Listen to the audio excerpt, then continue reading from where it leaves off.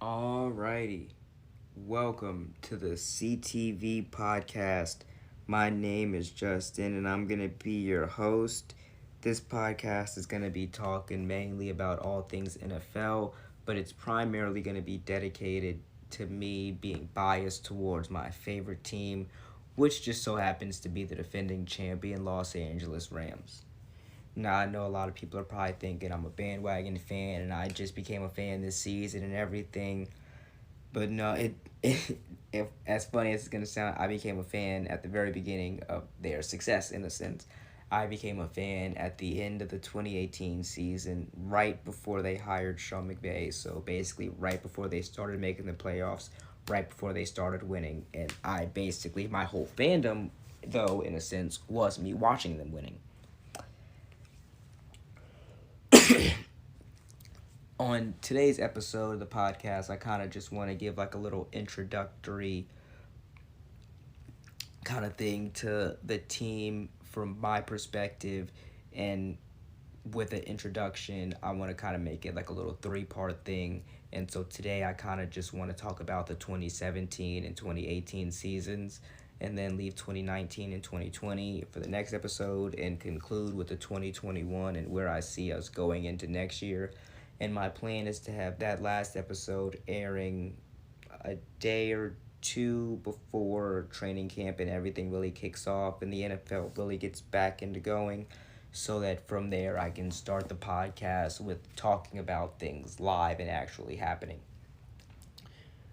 But as a fan, I just remember everything starting, and for me, I like to deep dive and divulge, especially if I'm going to be a fan. I want to be invested. I want to know everything about what's going on, who's here, who's there, like who's in the division, who is who, and what's going on. And Sean McVay made it very easy for that to happen because he was in a sense of when I missed the part. The part I missed was and identify areas that need to be addressed. Sean McVay did a good job of that. Without me, as soon as I basically started looking at the roster and seeing areas that needed to possibly be addressed, it was, well, Jared Goff never won a single game last year. Maybe you need to get him receivers. First thing Sean McVay did was get Andrew Whitworth, an offensive tackle, to block for his blind side. Second and third thing he did was get Sammy Watkins and get Robert Woods. After that, it was draft time, and he got Cooper Kupp, Tyler Higbee, and Gerald Everett. So it's like, well, damn. The offense is set. Defense was fine because we had Wade Phillips as our defensive coordinator, so it didn't matter who we had body-wise out there. Wade Phillips was not going to put inexperienced people in bad situations. He would know who they were, their talent level, and play around that to put them in the best type of situation, which is why LaMarcus Joyner, as a 5'5" safety, was making the plays he was making for the Rams. But to go deeper into that season, that was a great first season for the team, for Jared Goff to get confidence under his belt. A great rookie year for Cooper Kupp, a great first year for Robert Woods. The only person offensively who didn't really have a good year was Sammy Watkins, and that's why he was a one and done on the team. After that year, we just didn't re-sign him, and we basically then made the first one.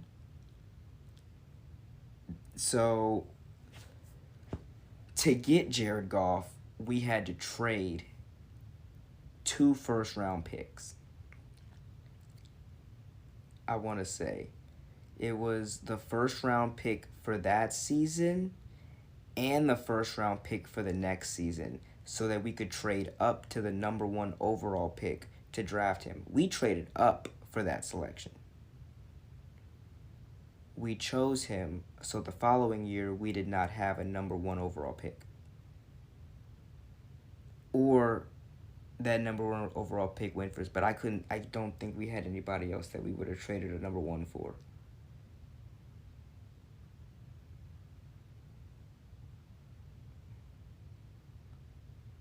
I just don't remember having a number one overall pick in 2017.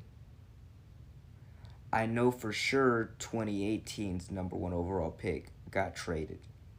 That number one overall pick got traded to New England because we said we wanted Brandon Cooks because we didn't have Sammy Watkins anymore. So upon getting Brandon Cooks, we ended up forming a little tag team called Milk and Cookies. We ended up having him and Cooper in stack formations doing that. We ended up having first and Wood, third and Cup, meaning on first downs the ball was going to Robert Woods, on third down the ball was going to Cup. It was Todd Gurley running up and down the field like a madman, scoring 3 times in the game and then getting sat down in the fourth quarter and just wearing sunglasses, walking up and down the sideline. Got Jay-Z in the locker room because Gurley signed to Rock Nation. Got LeBron coming into the locker rooms because we out in LA and he's always trying to be seen with somebody doing something. It was, and the 2018 team, it was just a whole different element because where 2017, it was a defense of just bodies led by Wade Phillips. 2018, Wade Phillips had not only Aaron Donald, but he had Aqib Talib back like he had him in Denver when they won a Super Bowl. He got to coach Marcus Peters.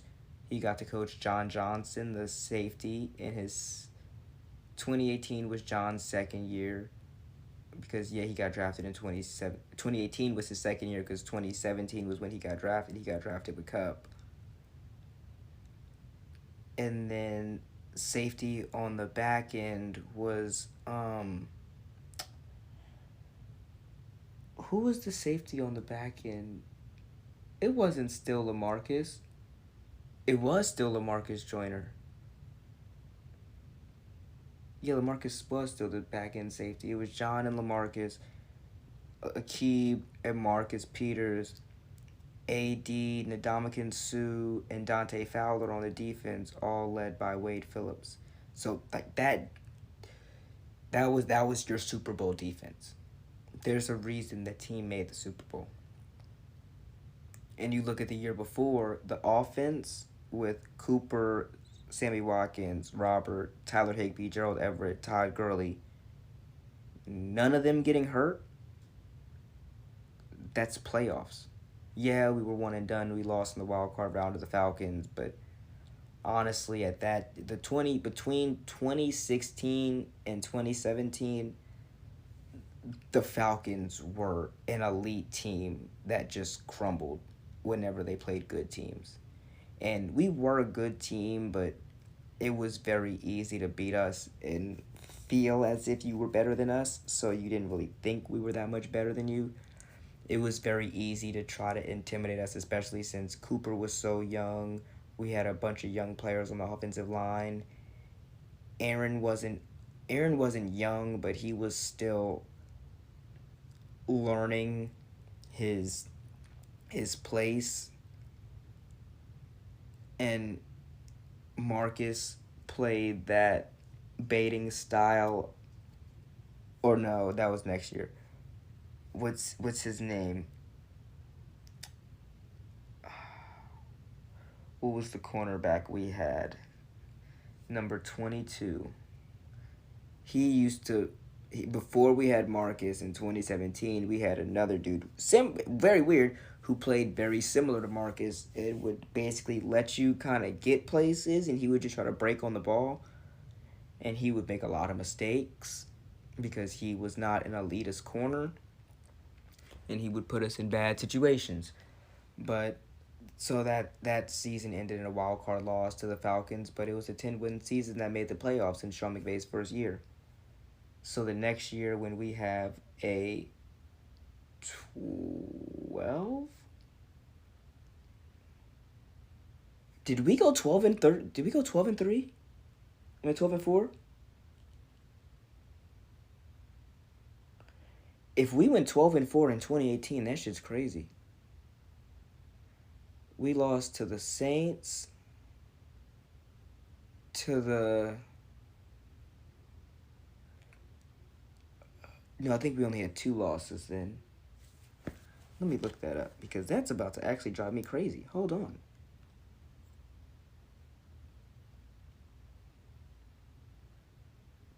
2018.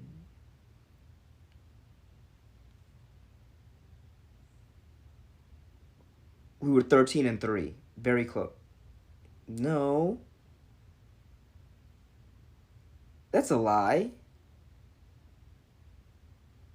Oh, no, no, no, no, no. Never mind. Never mind. I was looking at something else. Okay, that's true. We were 13-3. I was looking at something said 7-1 at home, and I read it as they were 7-1 in their division, and I was saying no, the fuck we weren't, because we swept the NFC West that year. But yes, we were 13-3 that year and made the Super Bowl, and we were 12-5 this year and made the Super Bowl. That's why I was tripping about us being 12-4 that year. If we were 12-4 that year and then we're 12-5 this year and we just made the Super Bowl, that was gonna trip me out. But at least I know 12 to 13 wins is our ideal mark, and so that's now looking forward. That's my goal for this year. We're looking for 12 to 13 wins. I don't really want to go too far into the playoffs outside of talking about the game when we just dismantled the Cowboys, held them to 50 rushing yards, and Dak couldn't throw, Zeke couldn't run. It was just a mess. But one of my good friends, he is a Saints fan, and I'm gonna have him on one of these days, either on the next podcast or when the season starts. I'm gonna have him on so that we can talk about the game that we played them in the regular season in 2018, that NFC Championship game, the not the season opener, but the Week 2 game in 2019 when Aaron Donald broke, or did he break Drew Brees' thumb, or did he tear the ligaments? I can't remember which one was which, if it was him or Russell Wilson, which one happened to which one. But yeah, and there's also another big one that I want to talk to him about is the Week 18 last year with the Rams and 49ers, where if the Rams ended up winning the game, the Saints would have made the playoffs. Me and him have some stuff to talk about in that regard, and I would love to have that recorded and put out for you guys. So I'm going to most likely get that done. But I'm going to just wrap it up before I wrap everything up with saying in 2018, Cooper Kupp tore his ACL. If Cooper Kupp was healthy in the Super Bowl in 2018, Cooper Kupp would have been for Jared Goff what Julian Edelman was for Tom Brady. Now, with that being said, I want to say one more thing, and this is the last I'm going to say about it. I just want to say it on a platform. I have said it for now the last 4 years, but I just need to say it on here and I'm going to be done. The Super Bowl MVP of the 2018 season was suspended at the beginning of the year for taking performance-enhancing drugs.